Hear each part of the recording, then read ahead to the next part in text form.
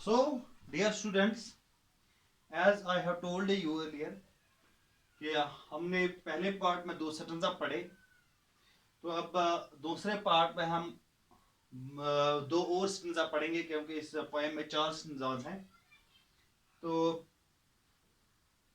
तीसरा जो स्टेंजा है, and both that morning equally lay in leaves no step had trodden black, I kept the first for another day, yet knowing how way leads on to me, I doubted if I should ever come back. शायर कहता है कि उस रोज सुबह जो पत्ते जो पड़े थे उन रास्तों पे, उन वेज पे, तो उन पे शायद कोई चला भी नहीं था क्योंकि कोई निशान भी नहीं था।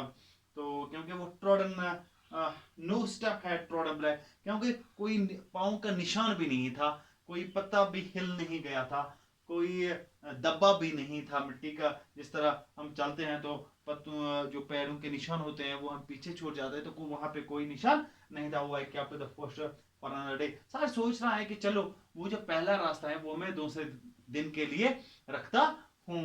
तो yet knowing how way leads to, क्योंकि जब एक रास्ता इंसान इख्तियार करता उसके उस रास्ते के और भी जो आगे जो होते हैं वो रास्ते निकल आते। I doubt if I should ever come back, शायद सोच रहा है कि उसको शक है क्या मैं वहां उस रास्ते से कभी वापस लौट जाऊंगा या नहीं लौट जाऊंगा।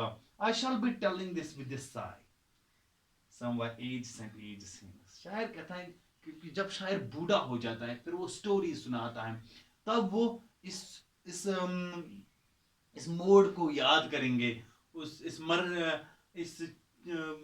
इस दिन को याद करेंगे, वो इस लम्हे को याद करेंगे जब वो एक ऐसे मुकाम पे पहुंचा था जहां पे इसको डिसाइड करना था कि वो कौन सा रास्ता इख्तियार करे। उसको हालांकि मालूम भी नहीं था कि कौन सा रास्ता अच्छा है कौन सा रास्ता बुरा है। तो इसीलिए शायर कहता है कि ये जो है मैं तमाम जिंदगी भर सब एज एंड एज, जैसे हम इसको रिपीट किया है शायर ने, सम एज एंड एज, इसके जहन में ये घूम रहा है। Two road diverge in the wood and I, क्योंकि उस जंगल में दो रास्ते थे, वो शायर अकेला था, वो रोड थे जंगल में डाइवर्ज अलग अलग जा रहे थे, अलग अलग ओर की जा रहे, कौन अच्छाई की तरफ जा रहा था कौन बुराई की तरफ जा रहा था, शायर को वहां पे डिसाइड करना था। तो I took the one less travelled by, शायर कहता है कि मैंने वही रोड इख्तियार किया जिस पे बहुत कम लोग चले थे, and that has made all the difference. तो क्योंकि यहां पे डिसीजन मेकिंग है कि इंसान को हमेशा अच्छा डिसीजन सही डिसीजन लेना चाहिए, क्योंकि एक बार अगर आपने डिसीजन ले लिया तो आपकी वो डन हो गया। इसके बाद आप उसको दोबारा अगर आप चाहोगे कि हम ये वापस मैं ले लूं, लेकिन ऐसा नहीं हो सकता है। तो शायर जो है, तो मैंने पहले ही कहा कि जो पोएटिक डिवाइसेस वगैरह इस पोएम में इस्तेमाल हुई है, तो वर्ड्स भी हैं कुछ जो फ्रेजेस भी हैं।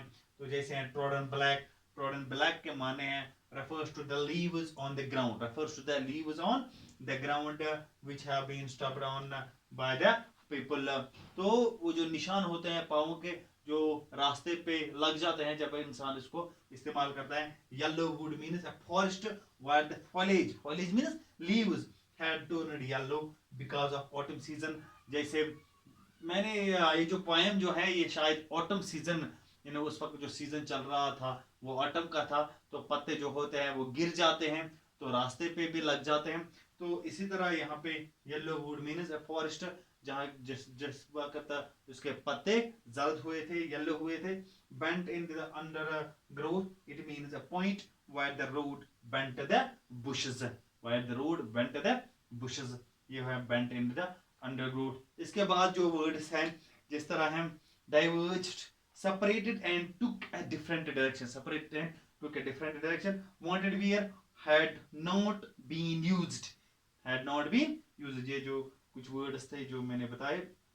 तो इसके बाद जो पोएम में जो पोएटिक डिवाइसेस, जिस तरह हमने कहा है कि पर्सनिफिकेशन इस्तेमाल हुई है पोएम में, तो सिंबॉलिज्म हुआ है, इलिट्रेशन हुआ है, खासकर जो ज्यादातर जो मेटाफर इस पोएम में इस्तेमाल हुआ है, रेपिटेशन इस्तेमाल हुई है। तो मैंने कहा कि it was grassy and wanted wear, ये जो है ये पर्सनिफिकेशन है, सिंबॉलिज्म जो टू रोड्स हैं वो सिंबलाइज करते हैं किसको सिंबलाइज करते हैं, जर्नी ऑफ लाइफ को। यानी इस तरह अलिट्रेशन भी है, जैसे वांटेड वेयर, यहाँ पे वर्ड साउंड होता है, वो यहाँ पे भी इसको ये रिपीट हो जाते हैं, तो इसको कहते हैं अलिट्रेशन। एसोनिमस भी हैं, लेकिन मेटाफर भी हैं। द होल पोएम, ऐसे आप मानो the whole poem is an extended metaphor and the route acts as a metaphor for life.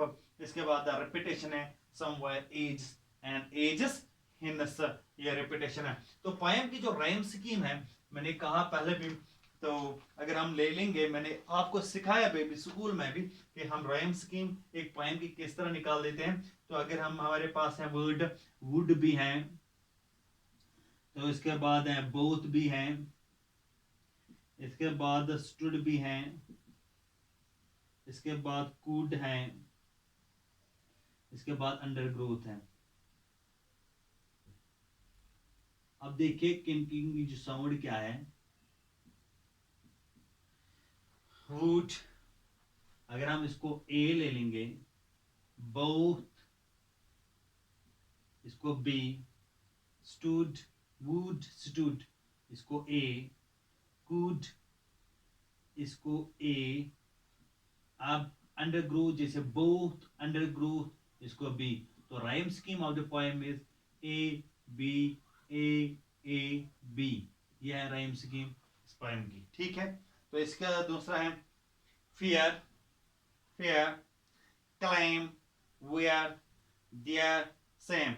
In the first line, the word at the end of the first line sound same with the word of the third line and fourth यानी इनकी जो sound है वो same है। तो इस तरह जो दूसरी लाइन है उसकी जो साउंड है वो मैच होती है लास्ट यानी जो फिफ्थ लाइन है इसके साथ। इसी तरह जो ये दूसरा सेंटेंस आया, तीसरे सेंटेंस में भी ऐसा है, चौथे सेंटेंस में भी ऐसा है। तो सेम राइम स्कीम फॉलो कर रही है ये पोएम। तो इंशाल्लाह आई होप कि आपने ये जो पोएम है रॉबर्ट फ्रॉस्ट की, ये आपको अंडरस्टैंड हुई होगी। तो दूसरा जो टॉपिक होगा वो ग्रामर का होगा। तो शुक्रिया, आपका शुक्रिया बच्चों।